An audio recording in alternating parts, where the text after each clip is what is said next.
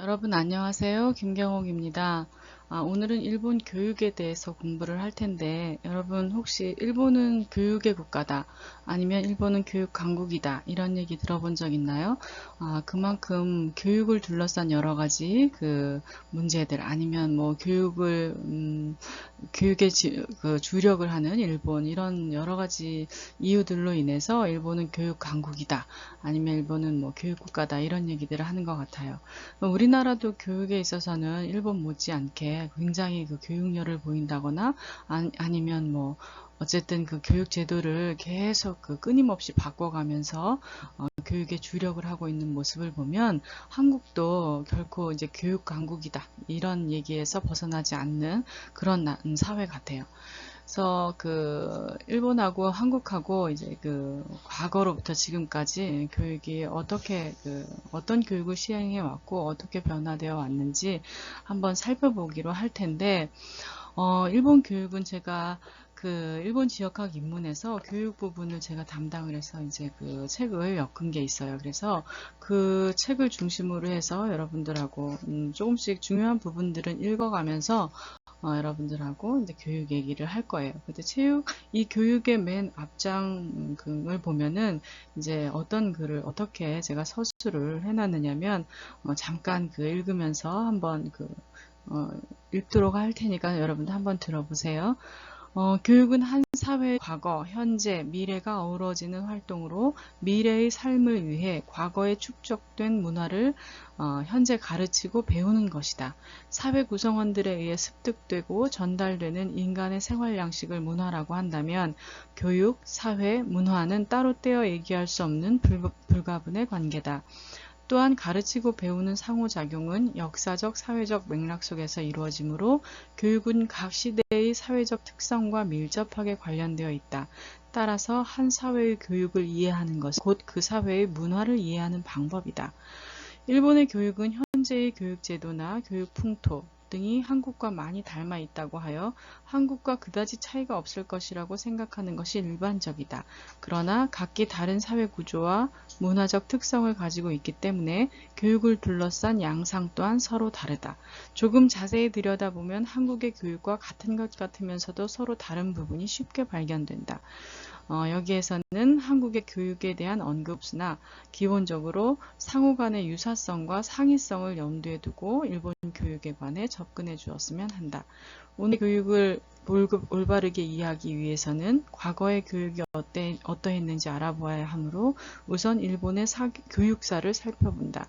이어서 현대 교육의 행정 및 정책에 관한 제도를 또 어디에서 무엇을 어떻게 가르치고 있는지 사교육을 포함한 교육 과정을 마지막으로 오늘날 일본 교육이 당면한 제반 문제를 고찰해 보겠다라고 서술을 이제 하고 있어요. 그래서 요 서술에서 지금 여러분들에게 읽어드린 이 내용이 우리가 그 2시간 동안 2시간이 아니죠. 이제 2주 동안 여러분들이랑 함께 그 좀 구체적으로 알아볼 내용들이에요. 그런 내용들은 이제 미리 요런 걸로 구성을 해서 여러분들하고 그 내용을 공유할 겁니다. 라고 이제 그 서술을 한 거죠.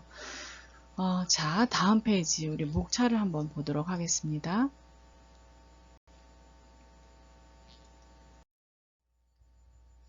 자, 목차를 보시면 첫 번째는 교육사. 고대로부터 현대까지 어떤 이제 교육의 역사를 가지고 있는지 대략적으로 이제 알아볼 거고, 그 다음에 두 번째는 교육제도. 어떤 교육제도 안에서 교육의 안 이런 것들이 이제 구성이 되어 있는지 알아보도록 할 거고, 그 다음에 교육과정 어떤 내용을 가르치고 있는지에 대해서 알아볼 거고, 그 다음에 사교육 문제. 우리나라도 사교육 문제가 굉장히 여러 각도에서 여러 측면에서 대두되고 있죠. 그래서 일본의 사교육 문제도 한번 그 사교육에 꼭 문제점만 있는 건 아니죠. 그래서 사교육 전반적인 것에 대해서 한번 알아보도록 할 거고, 그 다음에 마지막으로 이제 교육 전체가 갖고 있는 교육 문제에 대해서 어떤 문제점들이 있는지에 대해서 한번 살펴보도록 할 거예요.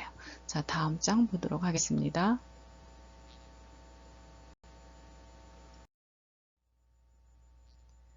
자, 교육의 역사인데요. 이제 첫 번째는 고대. 고대는 언제부터를 고대라고 하죠? 뭐, 중세가 1000년을 기준으로 한다면 중세가 한 1000년, 1100년부터 이제 시작이 되니까 고대는 그 이전을 고대라고 이제 할 수 있겠어요. 고대의 교육은 한마디로 말하면 대륙문화 의존 교육이라고 할 수 있어요. 왜 대륙문화 의존 교육이라고 하겠어요? 이게 용어가 나타내는 바와 같이 대륙이라 하면 어디를 이제 가리키는 거죠? 중국이나 한반도를 가리키는 거예요. 그래서 고대 때는 일본에서 자체적으로 어떤 교육을 생산해 내거나 어떤 교육에 뭐 활용을 하거나 이런 게 아니라 대륙문화로부터 중국이나 한반도로부터 유입된 어떤 그런 것들을 이제 교육으로 받아들이고 활용을 하는, 그래서 그랬기 때문에 고대 교육은 한마디로 대륙문화 의존 교육이다라고 이제 우리가 얘기할 수 있는 거죠. 그때는 교육을 중국이나 한반도로부터 들여와서 누가 교육을 독점을 하고 있었느냐면, 뭐 일반적으로 누구나 다 교육의 혜택을 받는 것이 아니라 귀족, 천황을 중심으로 한 귀족 관료가 교육을 독점하고 있었어요. 우리나라도 옛날에는 교육을 누구나 아무나 받을 수 있는 거는 아니었잖아요. 그렇죠? 그래서 귀족 관료들이 교육을 다 차지하고 독점하고 있다고 해도 과언이 아니에요. 이 시기에는 여러분들도 일본의 역사를 들어보면은 이렇게 좀 보면 알듯이 견당사를 파견할 때였어요. 그렇죠? 견수사라 하면 수나라의 이제 학자들이나 이런 아무튼 여러 분야의 그런 외교, 오늘날 얘기로 하면 이제 외교 통신사를 얘기를 하는 거죠. 그래서 학자들을 주로 해서 이제 파견을 해요. 그래서 수나라나 당나라에서 여러 문화 이런 것들을 이제 배워서 들여오도록 하죠. 그래서 견수사나 견당사를 파견했던 그런 시기가 바로 이제 고대죠. 그래서 견수사 견당사가 이제 들어올 때는 문화라든지 제도라든지 사상이라든지 이런 것들을 가지고 와요. 그래서 어떤 그런 여러 가지 시스템들을 들여오면서, 그 다음에 물리적인 어떤 것들을 들여오면서 교육 문화의 골격을 형성하게 됩니다. 그래서 고대 때 견수사, 견당사를 파견해서 그들로 하여금 이제 그들을 통해서 받아들인 그런 어떤 여러 가지 문화적인 요소들, 이런 요소들이 교육 문화의 골격을 형성하게 되고, 그 다음에 그 요소들 가운데는 가장 대표적인 게 뭐가 있을까요? 불교와 유교의 유입이 있겠죠. 불교에서는 이제 경전 뭐 이런 것들을 들어오면서 학문적, 학술적인 그런 자료들을 들여오고, 그 다음에 불상 뭐 아니면 그림들, 뭐 이런 여러 가지 미술 작품들이 불교와 관련된, 유교와 관련된 여러 가지 이제 그림들, 뭐 이런 것들이 들어오면서 또 하나의 교육 자료로 활용이 되고, 그 다음에 이제 불상들이나 여러 가지 이제 조형물 이런 것들이 들어오면서 공예가 이제 발전을 하는, 그래서 이런 교육적인 요소들, 자료들 이런 것들이 이제 유입이 되죠. 그러면서 그때 유교가 함께 유교적인 교양 추구라고 했는데, 유교적인 요소들 이런 것들이 함께 같이 들어옵니다. 그래서 유교적인 어떤 예라든지 그런 유교가 가지고 있는 여러 가지 요소들 이런 것들을 받아들이게 되죠. 그래서 이런 것들이 이제 들어오면서 고대 문화의 하나의 골격을 형성하게 된다라고 얘기할 수 있겠어요. 자, 다음 페이지로 넘어가도록 하겠습니다.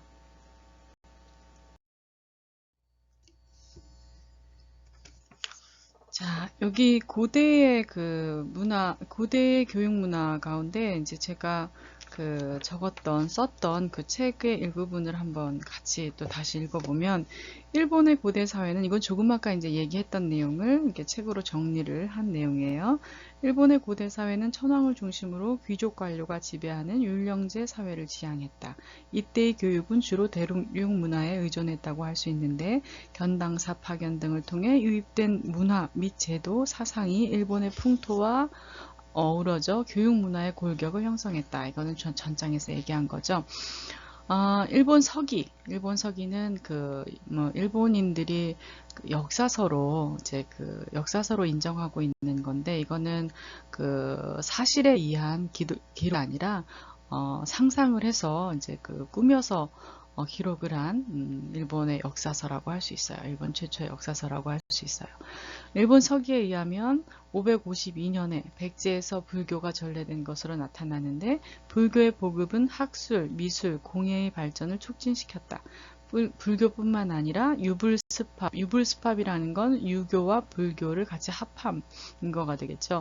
유불스팝에 기인하여 귀족 관료들은 한자와 유교적 교양을 추구했다. 요게 이제 전 페이지까지의 이 얘기예요. 그 다음에 다이카 계신이 있었어요. 다이카 계신이 뭐냐면 다이카란 일본 최초의 연호다. 일본이 최초로 연호를 이제 쓰기 시작한 게 다이카부터죠. 그래서 645년 다이카 계신을 통해서 이걸 혁신 계신 뭐 이렇게 이제 얘기하는 거죠. 다이카 계신을 통해 호족 중심의 정치에서 천황 중심의 치로 전환하고 국가 체제의 골격을 갖추기 위한 행정구역, 토지, 그 다음에 조세제도 이런 방향이 제시되었다. 그래서 그런 다이카 계신으로 인해서 후에는 많은 인재를 필요로 했기 때문에 인재 양성 기관으로 대학료는 이제 교육기관이에요. 그 다음에 국학도 마찬가지죠. 대학료나 국학을 설치했다. 이미 671년에 천황이 학교의 장관을 의미하는 관직에 칙명을 내렸다는 기록이 있는 것으로 보아 학교의 성격을 띤 교육기관이 그 당시에도 있었음을 알 수 있다. 그래서 다이호 율령에는 22개조에 걸쳐 학제를 상세히 규정하고 있는 학령이 나와 있다. 수도의 대학료 한 곳과 각 쿤이라고 해서 지역을 얘기하는 거예요. 각 쿤이의 각 지역에 국학 한 곳씩을 설치하도록 했는데 이것이 최초의 학제 제정이다. 또한 세력 있는 귀족은 자신들 시족의 자제를 위해 사학을 설치하기도 했다. 이 시기에는 귀족 계급만이 대륙문화의 교섭을 유지하면서 관설, 사설의 교육기관을 독점했다.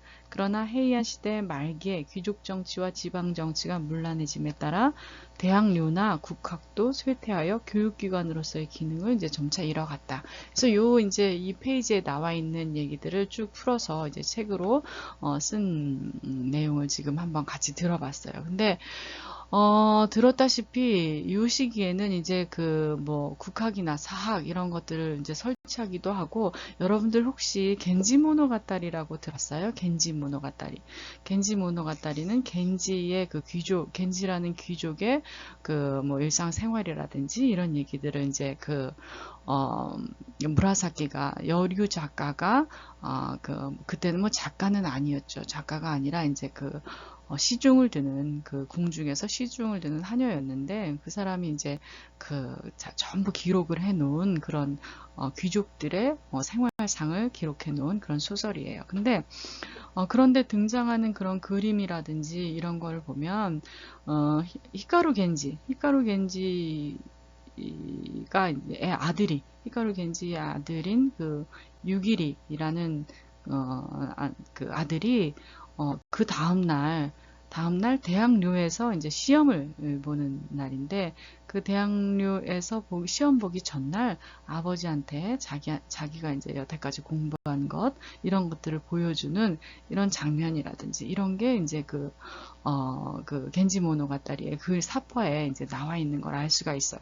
근데 이런 사파를 통해서 우리가 알 수 있는 거는 그 당시에 아들의 교육은 무조건 아버지의 책임이었어요. 아버지의 책임. 그래서 아버지가 아들의 교육 이런 것들을 관리를 했다라는 그런 일화도 우리가 엿볼 수가 있고 또 하나는 물론 해안 말기가 돼서 이제 귀족 정치, 지방 정치 이런 게 문란해지면서 대학료, 국학, 이게 이제 교육기관으로서의 기능을 상실하면서 조금 없어지는 추세였지만 그럼 평민들은 아예 교육을 안 했느냐? 이제 평민이라고는 할 수 없고 하급 관료가 되겠죠. 이제 기록에 의하면 여기 이제 다른 문헌들의 기록들을 이제 참고를 해서 보면은 이런 얘기가 있어요.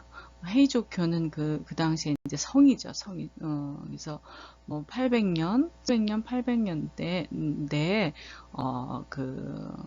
아주 하급 관료들이 이제 그 글자를 연습하기 위해서 나무 조각에다가 이렇게 한자라든지 아니면 뭐 이런 가나 글자라든지 이런 나무 판에 이게 숯으로 연습을 하고 한자 연습을 하고 한 그런 그 물품들이 많이 이제 아주 많이는 아니지만 아무튼 물품들이 출토가 되면서 그 당시에도 이렇게 공부를 하려고 하는 민간인들이나 아니면 하급무사, 뭐 하급 관리 이런 사람들이 이제 문자 읽기 쓰기 이런 거에 굉장히 노력을 한 그런 모습들을 엿볼 수 있는 그런 이제 물품들이 출토가 되면서 이제 그런 여러 가지 그들의 생활상이나 그들의 교육상 이런 것들을 우리가 추정을 해서 알 수 있는 거죠.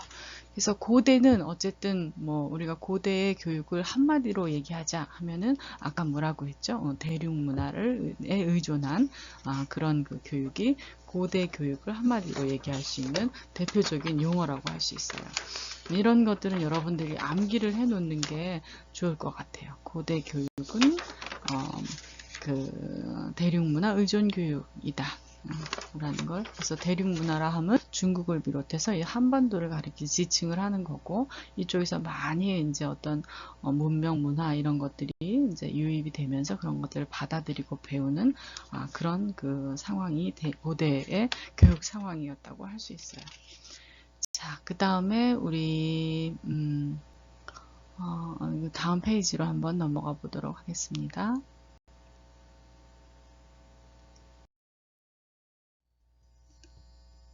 자, 그 다음에 중근세 일본 교육은 일본 문화 자각교육. 중근세 일본 교육을 한마디로 그 정리를 하자면 일본 문화를 자각한 교육이 실시되었다. 그래서 일본 문화 자각교육이라고 할 수 있어요. 우선 중세를 살펴보면 이 중근세에 대한 것도 제가 서술한 책에 아주 간단한 내용이 아주 간단하게 이렇게 서술이 되어 있기 때문에 간단한 내용이니까 한번 또 같이 읽어보도록 하겠습니다. 그래서 부연 설명이 필요하면 여기에 이제 부연 설명을 하도록 할게요. 자, 중세는 무사라는 새로운 계층의 출현에 수반하여 새로운 가치관 및 교육관이 나타난다. 그렇죠. 이제 어느 부류가 그 사회를 주도하느냐에 따라서 교육 내용도 달라지고 또 교육법도 달라지고 다 달라지는 거죠. 그렇죠? 그래서 한학에 의존한 교육은 12세기까지도 그 여세가 남아 있었지만 그 14세기경부터 중국 문화 본위에서 일본 문화 본위로 교육에 대해 전환이 이루어졌다. 귀족으로부터 무가로 주도권이 넘어감에 따라 종래 귀족을 대상으로 했던 교육도 무가를 대상으로 하는 교육이 주가되었다. 그래서 뒤이어 근세부터는 일본인에 의해 편집된 교과서를 사용하기 시작하면서 서민을 대상으로 한 교육도 이루어졌다. 즉 소수의 귀족 계급을 대상으로 했던 교육은 다수의 중류 서민 계급을 대상으로 하는 교육으로 바뀌었다. 그렇죠, 그렇죠. 원래 그 한학 중심으로 귀족들이 이제 점유하던 귀족들만 향유하던 그런 이제 학문의 세계를 일반적으로 무사들이 옛날에 깊은 학문의 세계 이런 것들에 접할 수 있는 그런 환경이 아니었잖아요. 그렇죠? 근데 이제 그 주도권을 무사 계급이 이제 잡으면서 무사들에게 어울리는 그런 교육을 받아들이고 실시하기 시작한 거죠. 그래서 교육의 대전환이 이루어졌다고 얘기하는 거예요. 또 대학료나 국학 설립지를 거점으로 한 도시 중심의 소지역 교육은 등을 통한 전국적 교육으로 확대되었다. 이제 교육의 그 범위도 굉장히 확대된 것을 우리가 알 수 있죠. 그다음에 근세 에도 시대는 전국 각지의 번사. 요거는 좀 근세에는 요 조금 중세의 교육 내용을 조금 더 설명을 하고 근세 내용으로 넘어갑시다. 중세는 언제부터라 그랬죠? 1192년으로 이제 1190년, 1100년 중세를 언제부터다라고 하면 역사학자에 따라서 이제 좀 다 다르긴 하지만 아무튼 1100년 이후부터 1600년대까지를 우리가 중세라고 해요. 그쵸? 중세 때는 조금 아까도 얘기했지만 어때요? 무사계층이 막 그 과거에 귀족들이 받았던 그런 교육하고는 그런 교육을 계속 받는다면 무사들에게는 뭐 먹히지도 않고 받아들여지겠지 겠죠. 그래서 새로운 그런 어떤 교육 내용이라든지 새로운 교육관이라든지 뭐 새로운 가치관 뭐 이런 것들이 나타나면서 교육 내용이 아주 많이 변하게 됩니다. 그래서 뭐 교육 대상이 귀족에서 무가로, 그 다음에 교육은 귀족들만 받던 교육은 굉장히 영역이 이제 협소했어요. 그렇죠? 대학교라든지 국학, 아니면 이제 가정에서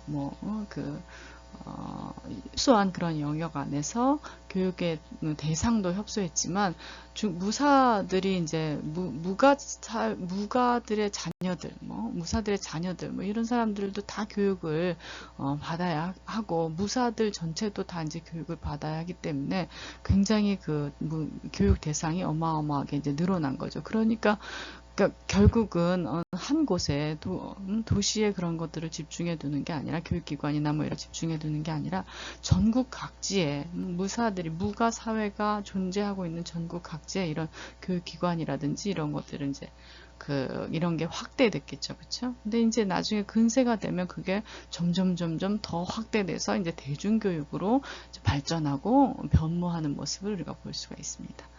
그러면은 뒷장 이제 근세에 대해서 한번 알아보도록 하겠습니다.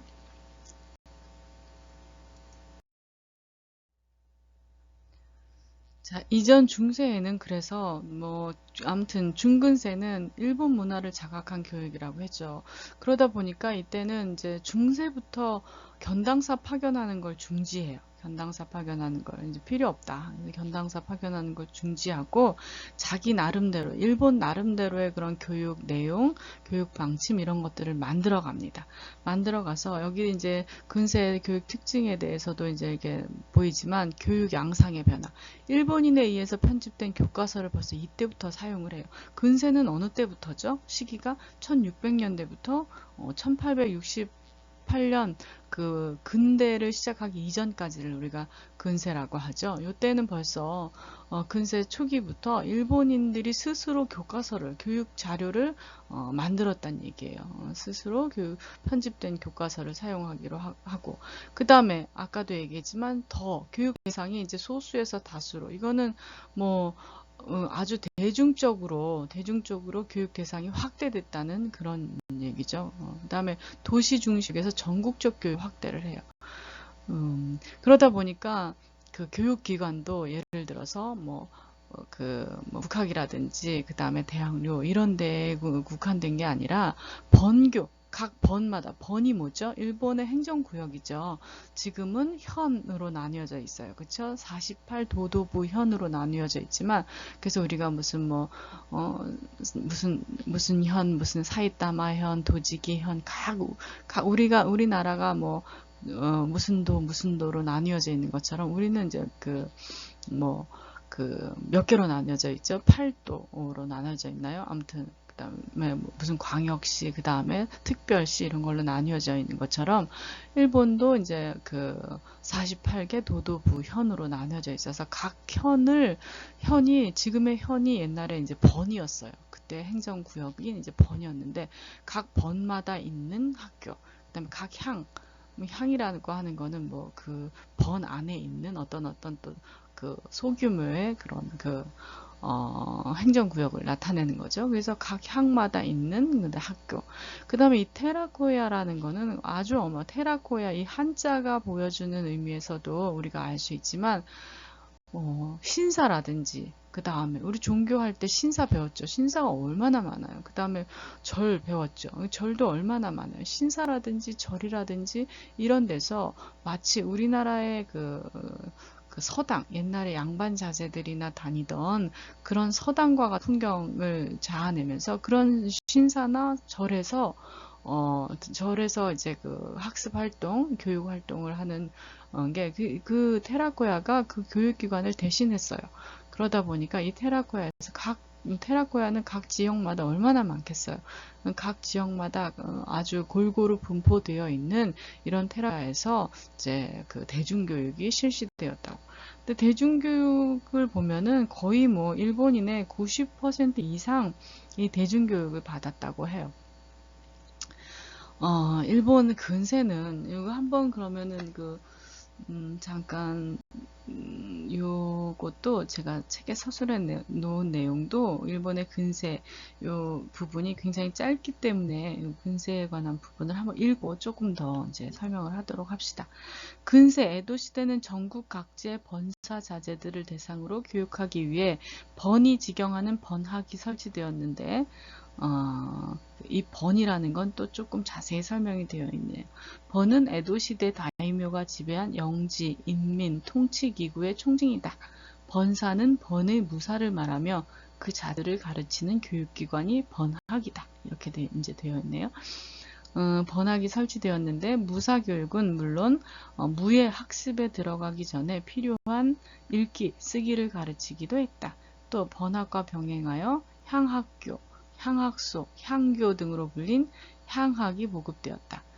교육의 대중화를 상징하는 것 가운데 하나가 테라코야이다. 테라코야의 기원은 무로마치 시대 중기로 거슬러 올라갈 수 있지만 현저하게 보급되고 발달한 것은 에도 시대 중기 이후이다. 상업 자본주의의 대두와 발전은 상인, 직인은 말할 것도 없고 농민 대중의 생산활동과 일상생활에까지도 상품 경제가 영향을 미쳤다. 이로 인해 서민 대중의 생활에서 문자의 역할은 대단히 중요했다. 때문에 읽기, 쓰기, 산수를 기본으로 가르치는 테라코야의 발전은 어쩌면 당연했다고도 볼 수 있다. 요렇게 왜 테라코야가 발전하게 됐는지, 왜 교육이 대중화되었는지에 대해서 이제 설명을 하기 위해서 요 부분을 읽었는데, 여기서도 나와 있다시피 상업이 굉장히 많이 발전해요. 일본의 근세는. 일본의 근세는 글쎄, 이 교육은 일본 문화 자각교육이라고 우리가 표현을 하지만 일본의 역사 전체를 통틀어 볼 때 일본의 근세는 어떤 시대다라고 얘기할 수 있느냐면 평화와 번영의 시대다라고 얘기할 수 있어요. 왜냐하면 중세까지 있었던 아주 혼란스러운 내전, 중세까지도 일본은 그 내전이 굉장히 끊이질 않았죠. 그쵸? 그래서 그 내전을 이제 수습을 하고 근세에 들어서 이제는 절대로 내전이 없도록, 그 다음에 내전이 없도록, 그런 정치 시스템을 만들어 놔요. 가장 대표적인 그 정치 시스템이 뭐냐면은 상킨코타이라고 해서 참근교대제. 참근교대제는 일본의 무사들이 가장 우두머리가 되는, 각 지역의 우두머리가 되는 무사들이 이제 다이묘라고 했어요. 근데 그 다이묘들이 1년은 에도 성안에서 근무를 하고 또 1년은 자기 지역에서 이제 근무를 하고 하는, 교대를 하면서 1년씩 교대를 해가면서 근무를 하는 상킨코타이 제도라는 정치 제도를 이제 실시하고 있었어요. 근데 그 상킨코타이 제도는 왜 실시를 했느냐면 중세 때 너무 이 전란이라는 게 왜 일어나는 거예요? 무사들끼리 서로 자기의 어떤 그런 권력 이런 것들을 자기의 영역을 확보하기 위해서, 그래서 이제 전쟁을 일으키는 거잖아요. 그렇죠? 근데 그런 전쟁은 내부적인 아니면 외적인 그런 발전을 전혀 꾀할 수가 없는 거예요. 어떤 전쟁이든 발전을 꾀할 수가 없잖아요. 그렇죠? 그래서 그 중세에 빈번하게 있었던 그런 전쟁들, 이런 전쟁들을 근세에 있어서는 이제 근절을 시키는 거죠. 근데 전쟁이라는 건 하극상에 의해서 많이 이제 벌어지거나 아니면 다른 절대 권력자, 일본에서 절대 권력자지만 어쨌든 장군, 쇼군이라고 하는 가장 우위에 있는 권력자의 그런 권력에 대항하지 못하는, 그런 권력을 빼앗으려 하지 못하게 하는 그런 이제 장치를 해둬야 되는 거잖아요. 그렇죠? 그래서 일본의 근세는 이제 쇄국 정치도 하고 쇄국 정책을 실시했어요. 일부 중세 때 얘기 조금 나온 김에 하자면 여러분들은 아마 조금 익숙한 이름들이 있을 거예요. 중세에 일본의 전란을 마무리한 사람들이 오다 노부나가라든지, 그 다음에 또 누가 있죠? 그 다음에 도요토미 히데요시라든지, 그 다음에 도쿠가와 이에야스라든지, 요 세 사람이 일본의 중세의 그 혼란한 전쟁, 그 전란을 마무리시킨 3인방이다. 이렇게 얘기를 해도 이제 과언이 아니게, 언급이 되고 있는데, 여러분들도 아마 캐릭터라든지 뭐 여러 곳에서 아마 이 세 사람 이름은 많이 들어봤을 거예요. 근데 이제 그러고 나서 도쿠가와 이에야스가 에도 시대라 하면 이제 그 당시에 근세의 수도를 이제 에도 중심지를 지금의 수도나 마찬가지죠. 에도라 하면 지금의 이제 도쿄를 얘기해요. 도쿄로 옮기면서 그래서 도쿄를 옮겼기 때문에 에도 시대라는 거예요. 일본의 그 시대는. 근데 그 에도 성에다가 이제 자기의 권력에 아무도 대항하지 못하게 하기 위해서 여러 가지 정책들을 이제 고안해 내는데, 그 중에 하나가 이제 그 상킹코타이 제도, 참근 교대 제도죠. 참근 교대 제도는 조금 아까도 얘기했듯이 그렇게 1년은 자기 지역에서 근무를 하고 1년은 에도 성 안에서 근무를 해요. 근데 1년 에도 성 안에서 그러니까 에도 성에는 각 지역의 다이묘들의 가족들이 다 이제 에도 성 안으로 이사를 해와 있기 때문에 다 옮겨와 있어요. 이제 그 상킹코타이 제도가 그런 제도예요. 그 다이묘들의 식솔들을 다 에도 성 안으로 이주를 시켜서 거기서 기거하게 한 다음에, 그 다이묘들을 이제 그 1년은 그 성 안에서 근무를 하게 하고, 나머지 1년은 자기 지역으로 돌아가잖아요. 근데 이제 자기 지역으로 돌아가서 쿠데타를 일으키려고 뭘 꾀하더라도 자기 가족들, 자기 식솔들이 어디에 다 있어요? 에도 성 안에 다 있는 거죠. 그렇다 보니까 자기 식솔들이 볼모로 잡혀 있는 거나 마찬가지죠. 그래서 만약에 에도 성을 친다거나 쇼군을 향해서 이제 공격을 한다거나 그러면 자기 그 식솔들 볼모로 에도 성 안에 기거하고 있는 식솔들이 위험해지고, 그래서 자기 지역으로 돌아갔을 때 어떤 그 쿠데타라든지 이런 것들을 기획하지 못해요. 그 다음에 자기 에도 성 안에 근무를 할 때는 바로 자기 수하의 장군이 자기 수하에 두고 있죠, 다이묘들. 그래서 일거수일투족을 다 감시하고 있기 때문에 또 하극상을 일으킬 어떤 그 근거나 빌미를 이제 주지 않는 거예요. 어떤 이제 그런 기회를 주지 않는 거죠. 이제 그게 바로 일본 시대의 그 대표적인 하극상이 일어나지 않고, 그 다음에 그 쇄국 정책의 일환으로 아무튼 자기 기존의 권력을 유지하려고 하는 그런 그 정치 제도 중에 하나였어요. 그러다 보니까 왜 지금 그 상킹코타이 제도를 교육을 설명을 하면서 얘기를 하느냐면, 에도 시대에 뭐가 번창할 수밖에 없어요? 상업이 번창할 수밖에 없었던 거예요. 그 상킹코타이 제도에 의해서 에도성에서 자기 지역이라고 하면 일본 각지를 얘기를 하는 거겠죠. 한 곳도 빼놓지 않은 일본 각지를 얘기를 해요. 그래서 일본 각지에 1년에 한 번씩 왔다 갔다 이제 그 왕래를 하게 되는 거죠. 그쵸? 그 왕래를 하다 보면 도로가 발달을 하고, 또 많은 이제 그 무사들이 왕래를 하다 보면 뭐 하루에 다 갈 수 있는 곳이 아니잖아요. 밥을 먹어야 되고, 숙박을 해야 되고, 아무튼 그래서 에도 시대에 도로가 엄청 많이 발전을 하고, 그 다음에 그 숙박시설이라든지 상업, 그런 상인들이라든지 이런 것들이 굉장히 많이 발전을 눈부시게 합니다. 그래서 일본의 경제가 이 에도 시대에 아주 그 인프라를 잘 다져놓은 그런 그 계기가 이제 된 거죠. 그러다 보니까 전 국민들이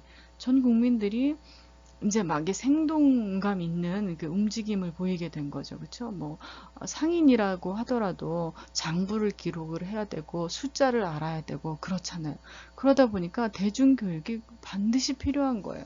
그래서 이제 그 데라코야에서 거의 90% 이상 되는 일본인들이 다 이제 대중교육을 받을 수밖에 없는 그런 상황이었죠.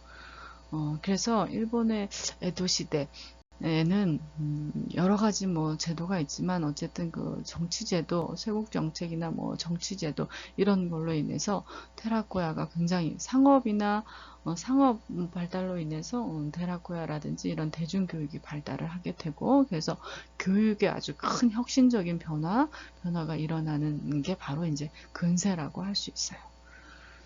자, 그 당시의 상황을 이제 들어가면서 교육의 발달을 한번 들어봤는데 어떤가요? 자, 여러분. 일본의 에도 시대라고, 일본의 근세라고 하는 건 우리나라도 요 시기가 있었어요. 그쵸? 1800년대 중반, 초반, 중반까지.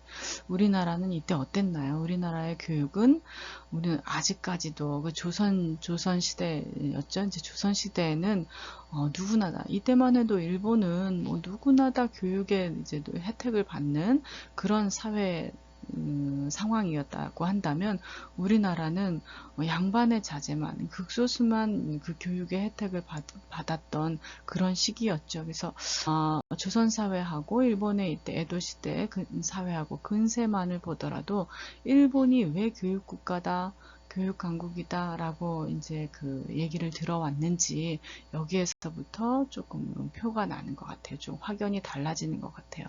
좀 아쉽습니다. 한국도 워낙 뭐 한국의 인재들 그 다음에 우리 한국인들의 그렇잖아요. 기질이 굉장히 이제 그 현명하고 지혜롭고 그런 기질들이 여러 군데에서 나타나잖아요. 그렇죠? 그런 기질들을 잘 활용할 수 있는 기회가 또 아니면 그런 계기가 교육을 통해서 이제 그런 활용이 많이 되는데 교육이 이제 대중화되지 않았다는 게 오늘날 이제 우리 후손의 입장에서는 굉장히 좀 안타까운 거죠. 그렇죠? 자, 그 다음 우리 근대로 한번 넘어가 보도록 하겠습니다.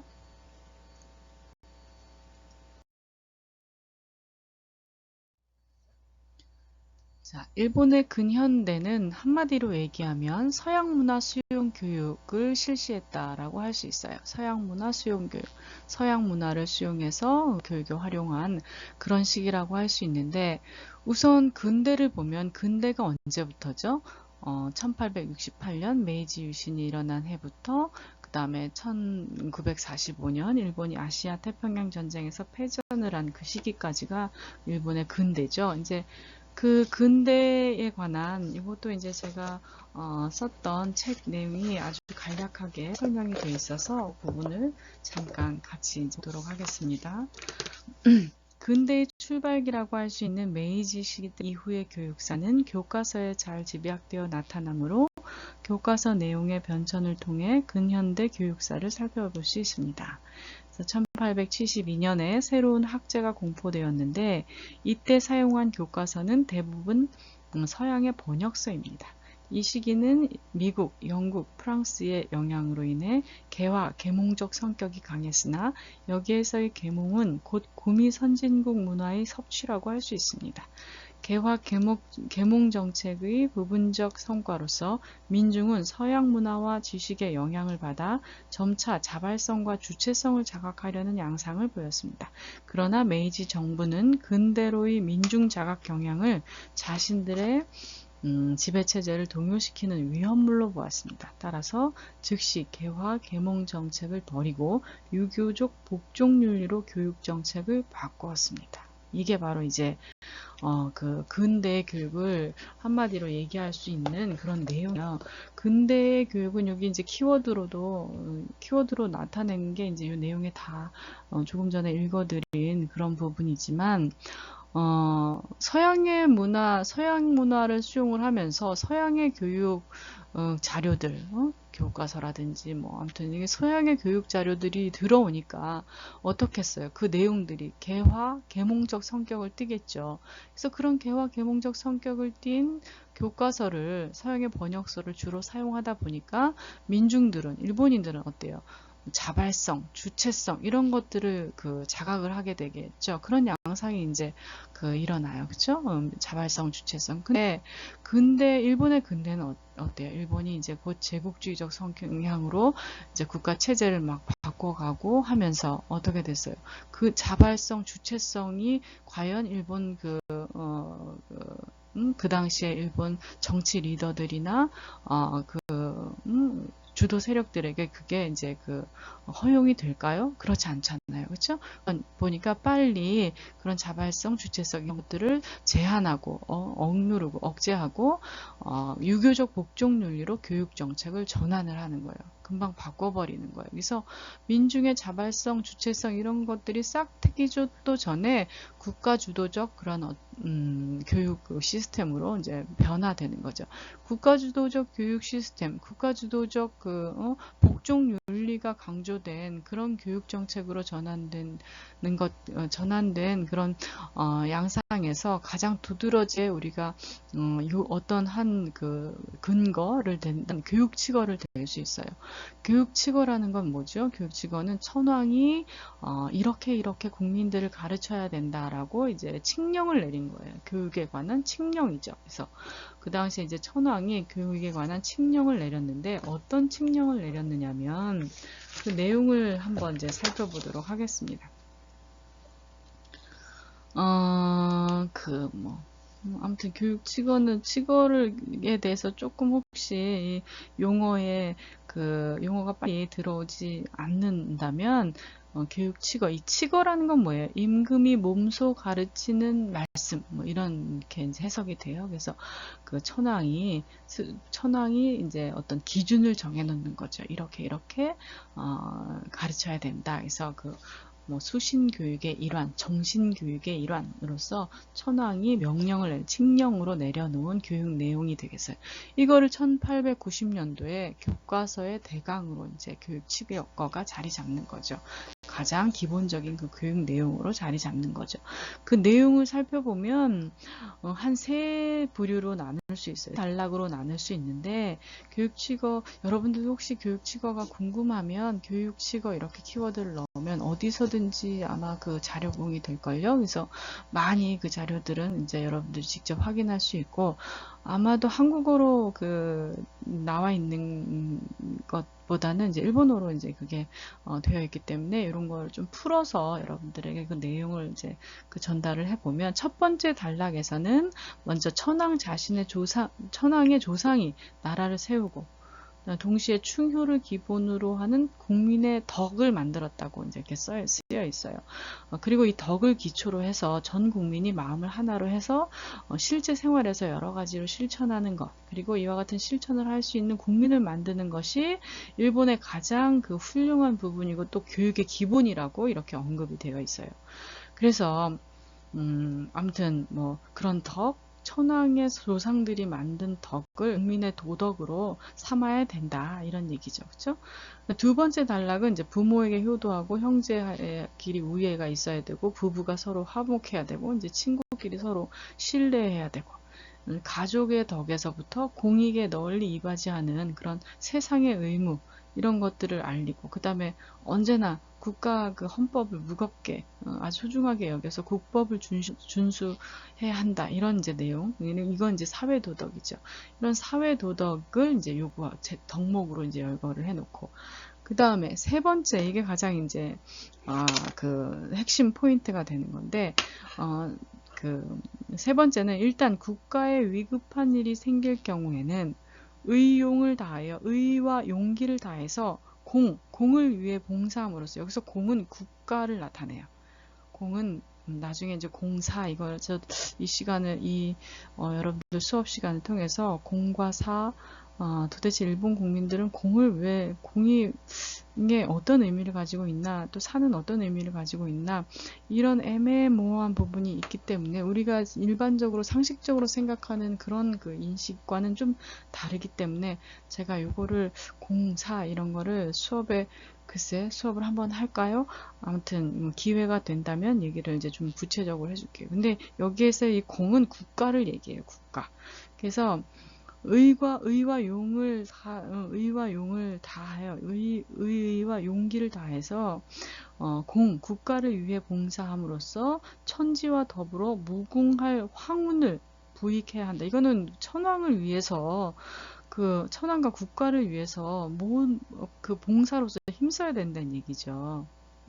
그래서 한다. 이렇게 이와 비상시에는 자기 자신을 버리고 천황과 운명을 같이 해야 할 것을 아주 쐐기를 박아놓고 있는 거죠. 천황을 위해서 좀 그 비하해서 얘기하면 천황을 위해서 살아야 된다라는 얘기를 교육칙어에 담고 있는 거예요. 교육칙어의 내용으로 하고 있는 거예요. 어때요, 여러분?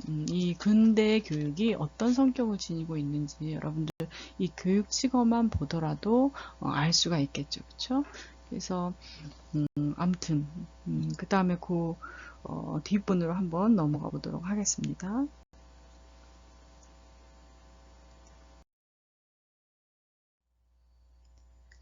이렇게 일본의 교육은 개화계몽적 성격도 사실은 초반에 약간 띄었고, 그 다음에 국가주의적 성격, 아까도 얘기했지만 뭐 교육 칙어를 보더라도 국가주의적 성격을 띠고 있고, 또 하나는 여기서 보는 바와 같이 제국주의적 성격을 아주 강하게 띠고 있다는 거예요. 왜냐하면 바로 이 군육이 교육으로 이제 전환이 되고, 교육이 또 근육이 되는 이런 근육이 뭐예요? 군사교육이죠.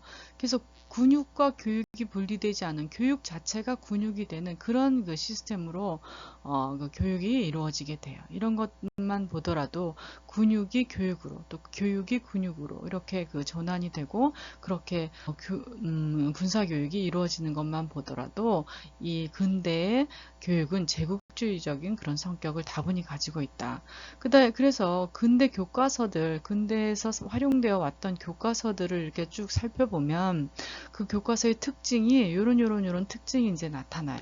처음에 번역 교과서로 시작을 하죠. 아까도 얘기했듯이 서양의 번역서를 이제 교과서로 사용을 해서 계몽주의적, 개화주의적 이런 계몽의 그런 성향을 띠기도 하지만 그 다음에 점차적으로 어때요? 내셔널리즘 민족주의적인, 내셔널리즘적인, 그 다음에 제국주의적인, 조금 아까도 얘기했지만, 그 제국주의라는 게 뭐예요? 제국주의라는 걸 이제 사전적 용어로 찾아보면, 자국의 정치적, 경제적 지배권을 다른 민족이나 다른 국가로의 영토로 확대시키려는 국가의 충동이나 정책, 이런 걸 제국주의. 물론, 제국주의라는 건 한마디로 얘기하면 우리가 여들 어때요?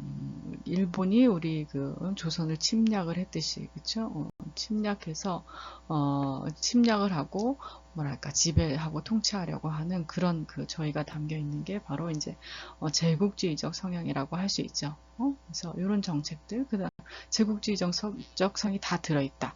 그 다음에 파시즘이 반영되어 있다라고 할 수 있는데 파시즘이라는 것은 뭐죠? 어떤 국수주의적, 권위주의적, 그다음 반공적인 정치적 주의, 운동 이런 거죠. 그래서 국수주의라는 건 뭐예요? 국수주의. 국수주의적, 파시즘이 국수주의적인 그런 거란데 국수주의가 뭐죠? 국수주의는 또 사전을 찾아보면 민족주의나 국가주의의 변질된 형태로 자국의 국민적 특성이 최상이고 타국민 민족은 철저히 배척하고 억압하는 그런 게 바로 국수주의죠. 그래서 그런 국수주의적, 권위주의적 뭐 이런 반공적인 정치적 주의 운동 이런 파시즘이라고 할 수 있어요. 근데 이런 게 다 반영이 된 게 일본 근대의 교과서예요. 그래서 근대와 전근대적 요소의 혼합 양상이라는 건 요 근대의 시기와 전근대는 바로 근대 이전의 어떤 그런 여러 가지 요소들이 다 혼합이 된 그런 양상을 보이는 게 근대 교과서가 가지고 있는 특징이라고 할 수 있어요. 자, 근대적인 거는 알 수 있지만 일단 그러면은 여기서 조금 더 깊게 설명을 하면 또 시간이 너무 많이 지체가 되니까 우리 현대로 잠깐 넘어갑시다. 좀 마무리를 짓고 또 구체적인 게 필요하다고 생각하면 다른 어떤 장을 통해서 더 설명하도록 하겠어요. 근대, 전근대, 내셔널리즘, 제국주의 이런 것들을 조금 구체적으로 설명하려니까 굉장히 시간이 많이 할애될 것 같은 그런 느낌이 드네요. 자, 다음 페이지로 넘어가겠습니다.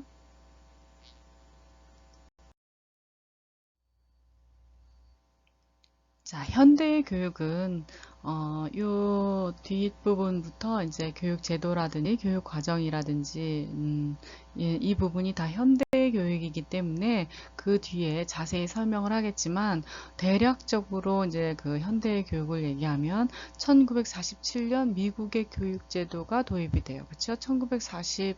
현대라고 하면 1945년 패전 이후부터 오늘날까지를 이제 현대라고 할 수 있죠. 그렇죠? 그래서 보면은 패전을 하고 나서부터 일본에서는 이제 헌법을 새로 만들고, 그 다음에 교육기본법이라든지 이제 교육기본법을 이제 새로 만듭니다. 교육기본법을 만들고 거기에 입각해서 이제 민주주의에 기반한 교육을 구상을 하게 되죠. 근데 그때 당시 이제 어때요? 미국의 교육제도가 거의 이제 그 도입이 되는 그런 이제 상황이었어요. 그래서 국정교과서에서 검정교과제도로 교과서도 이제 전환을 해요. 원래 국가에서 발행한 그런 교과서에서 이제 그 각각 검정교과서 제도는 이제 각각 이제 학자들이나 뭐 기관에서 발행한 그런 교과서를 검정 그 제도를 통해서 검정을 거쳐서 교과서로 채택을 하는 그런 제도로 이제 바뀌는 거죠. 그래서 아무튼 그 전쟁에서의 패전을 기점으로 해서 교육의 제도, 그다음에 뭐 교육 내용이라 하면 이제 교육 과정을 얘기하는 거죠. 그런 것들이, 그다음에 교육 이념 이런 것들이 다 바뀌었어요. 교육 기본법이 바뀌면서 이제 그런 것들이 이제 다 바뀌죠. 근데 이제 그러면서 어떤 사건이 있었냐면, 교과서 검정의 정부 개입, 교과서를 국정교과서에서 검정교과서로 전환을 하다 보니까 검정을 하는 과정에서 국가가 막 이런 건 교과에 뭐 실으면 된다 안 된다 이런 지금까지도 일본에서 이제 그런 것들이 논란이 되고 있는데, 가장 대표적인 사건이 하나 있었어요. 이게 이제 교과서 재판 사건이라고, 일명 교과서 재판 사건이라고 하는데, 이에나가 사부로라는 사람이 이제 그 교과서에다가 실은 내용이, 이제 역사학자죠, 이 사람은.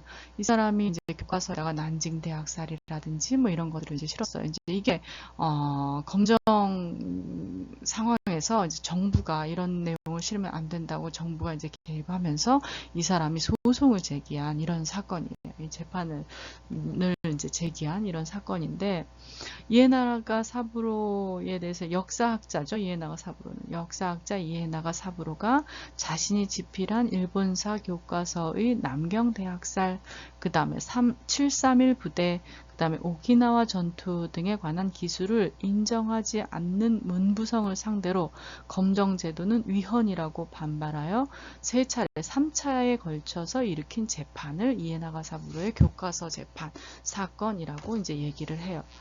근데 이게 1965년에 이제 시작돼갖고 1997년에 끝난 32년 동안. 그래서 기네스 세계 기록에도 이제 기네스에도 세계 기록 보유가 된 그런 그 사건이라고 할 수 있는데, 아무튼 일본에도 이렇게 사실적인 것 이런 것들을 교과서에 실리고, 교과서에 실른다는 의미는 뭐예요?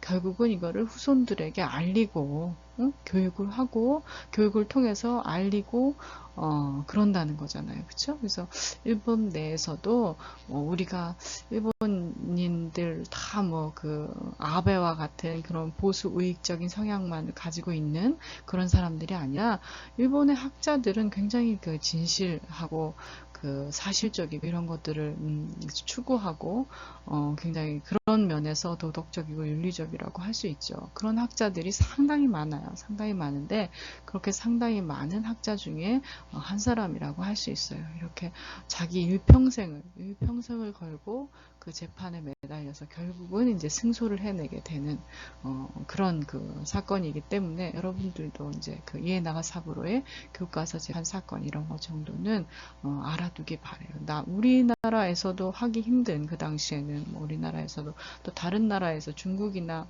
남경 대학살 사건 같은 경우는 이제 중국에서 이제 일어난 그런 일이죠. 그래서 다른 나라가 아닌, 오히려 피침략 국가가 아닌 침략 국가의 후손으로서, 국민으로서 이런 얘기들을 정당하게 올리려고 하고 거기에 이제 일평생을 바쳐서 노력을 했다는 거는 참 높이 평가할 만한 그런 가치 있는 사건, 상황이 아니었나라는 생각이 듭니다. 어쨌든 현대 교육은 뒤에서 이제 좀 구체적으로 알아보겠지만 여기까지가 일본의 교육의 전반적인 일본이 이렇게 교육해 왔다. 뭐 일본이 그래서 교육치고 같은 경우에는 보면은 어때요? 굉장히 이 교육이 그 일본 국민들에게 악용이 된 그쵸? 악용된 그런 사례였고 그다음에 교육이 군육으로 빠져버리는 그런 경우도 대중교육이 굉장히 악용된 그런 사례라고 할 수 있어요. 그다음에 그 고대를 지나오면서 중세, 근세 때 일본 교육이 이제 재빨리 이렇게 아주 대중으로 확산된 그런 대중교육으로 확산돼서 누구나 다 교육의 혜택을 받을 수 있었던 그런 상황들은 굉장히 긍정적으로 평가가 되지만 또 그런 그 대중교육이기 때문에 그것이 악용된 그런 상황들은 또 부정적으로 평가를 할 수 있는 그런 내용이죠. 그래서 일본은 어때요? 일본은 교육 강국이다. 일본은 교육국가다. 이게 뭐 부정적인 의미든 긍정적인 의미든 일본은 교육국가다라는 얘기를 할 수 있겠죠. 그쵸? 좀 공감이 가겠죠. 저도 그래서 일본은 교육국가다라는 그런 용어에 어쨌든 부정적이든 긍정적이든 공감을 하고 있는 편입니다. 자, 다음 시간에는 이제 그러면 현대의 교육 제도, 뭐 교육 과정, 그다음에 여러 가지 교육을 둘러싼 문제들 이런 것들에 대해서 알아보도록 하겠습니다. 여러분들 지루한 그림이 없고 사실은 이게 그림이라든지 뭐 이런 것들을 사진 뭐 이런 것들을 좀 활용할까 했는데 오히려 그렇게 하다 보니까 좀 이게 집중력이 흐트러지고 산만해지는 그런 경향이 있어서 여기에 필요한 사진이라든지 꼭 필요한 사진 뭐 이런 것들은 별로 없는 것 같아요. 그래서 그런 게 필요하다면 여러분 시각적인 그런 게 필요하다면 여러분들 이런 키워드를 넣어서 예를 들어 뭐 이에나가 사부로의 교과서 재판 사건 하면 이 키워드를 넣으면 이에나가 사부로 사진도 뜨고 그 다음에 재판 과정에 어떤 그런 기사들도 뜨고 아마 그럴 거예요. 그런 것들을 이제 그 사진이나 뭐 좀 지루했다면 살펴보도록 하고 오히려 그런 좀 산만한 분위기 이런 것들을 없애기 위해서 저는 사진을 안 넣었는데 어쨌든 조금 지루했다면 여러분들에게 좀 미안하고 그래도 이제 그 포인트들 핵심적인 내용들만 키워드로 담고 있기 때문에 적어도 여기에 나와 있는 그런 용어들 이런 것들은 여러분들이 기억해 두기 바랍니다. 자, 수고하셨습니다.